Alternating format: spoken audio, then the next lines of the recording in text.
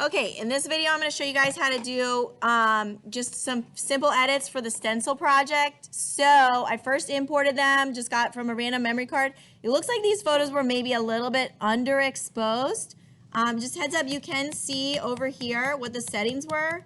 So it looks like maybe this person should have probably bumped up their ISO a little bit, but that's okay.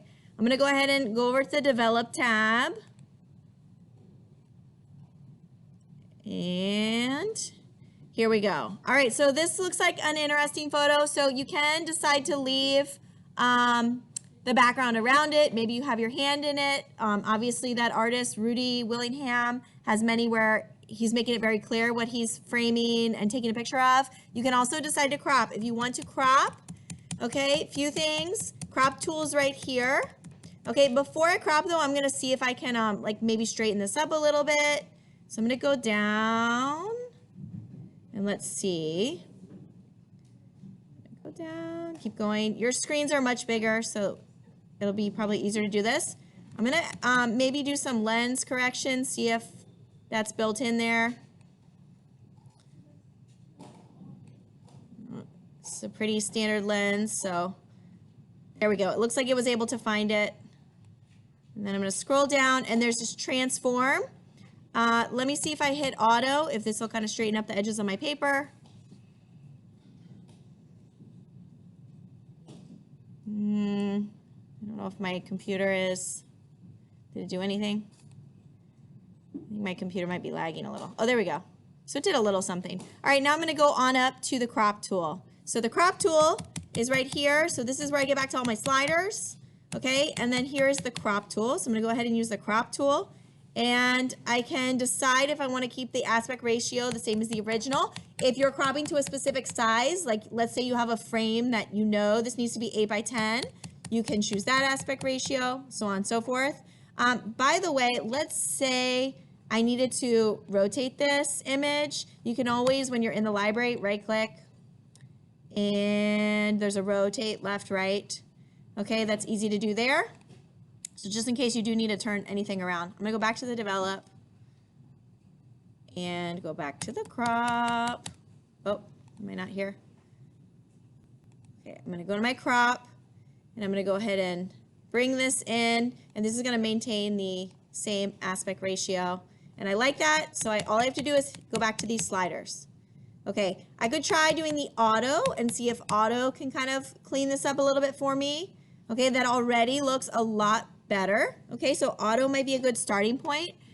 Okay, this looks like a little bit too yellow to me. I want this paper to be a little bit cooler. So I can always go ahead and tweak my sliders right here with my white balance, okay? It was pretty close to being neutral, so you can see that, you know, when I slide it around, I have to move it just slightly, okay? Something else I can use is right here.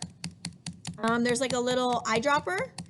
Okay, if I click that, it's telling me pick a neutral target. Okay, so I can click on there and it will try to make that a little bit more neutral. So that's another thing I can do. You might have a big difference too between your exposure needed for the paper and the exposure needed for the background. So let's say maybe I want like my what's showing through here to be a little bit brighter. Okay, I can individually work with these kind of sections if I go over here to do some masking. So I'm gonna go ahead and click on masking. Okay, so this was just my sliders in the develop. This is my crop. I'm gonna go over here and I'm gonna see, this is a very distinct like area. So let's see if with background it can figure out for me. So I'm gonna click on the background there and it's going to, okay, and it looks like the computer was able to very easily detect what should be part of this mask. So right now it's red, okay? Does that mean it turned it red? No. Lightroom is just trying to show me what it has selected. Red tends to be a good color to use for this. If you ever need to change it, let's say you're editing a photo that's like, you know, all a bunch of reds and you're like, I can't tell, is that the mask or is that the picture? You can always change the color of your mask. Okay, you can double click on it and do like a green mask instead or whatever. I'm gonna go back to the red because I think that works nicely. So the only time the red mask isn't great is if you're doing pictures with a lot of red in them. All right, so this is just showing me the overlay. It hasn't actually changed it to red or really done anything yet, but I can now, oh, my computer's, of course, freezing. Let me see. Come on, computer. All right, well, now that it's masked it, I should be able to scroll down here and get my slider, which for some reason I can't see any of my sliders. Come on.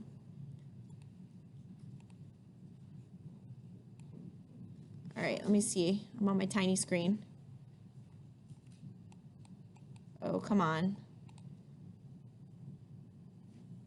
Okay, there we go. I'm on the masking. And I should be able to, oh, you know what? It was just blocking it. I don't know why it did that. That's annoying. All right, so my mask is there, and I can go ahead and just up the exposure for this layer. Okay? I don't know why. I feel like I need to like pause the video and restart it on a new. It's just covering it over here. Let me see if I can just move this.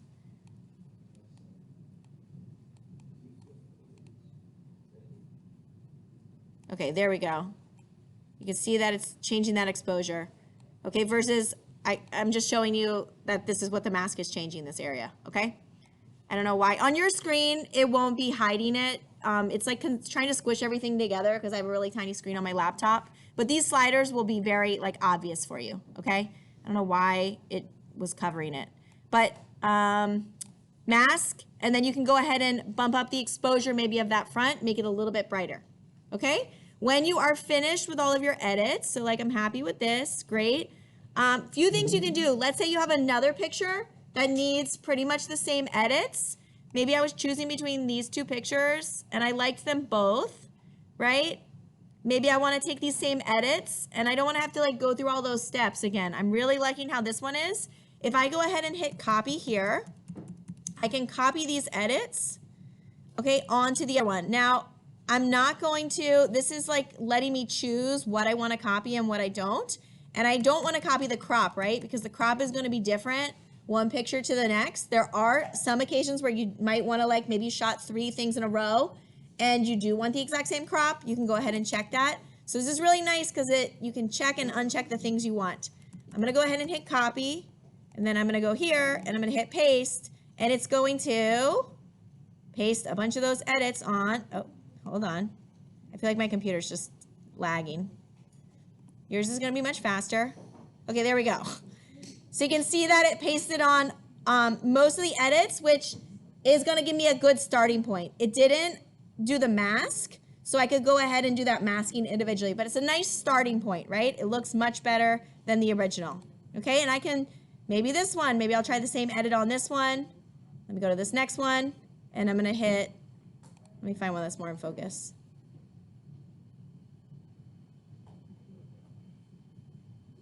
Let's see here. Okay, there we go. Let me go ahead and hit paste, and maybe this is a good starting point for my edit. Okay? When I'm ready to export, when I'm happy with my image, okay, I think I hit paste. It's just lagging. I can see, and that one was good, but maybe a little bit too bright. So I'm going to go ahead and take the exposure down a tad. Up, and that's under the basic. There we go. Take that exposure down just a little bit. All right, I'm happy, and I want to export these, so I'm going to go ahead and hold Control, select the ones that I want to export, File, Export. Okay, export. And I can go ahead and put those on my Google Drive, save them, and then turn them in. Okay?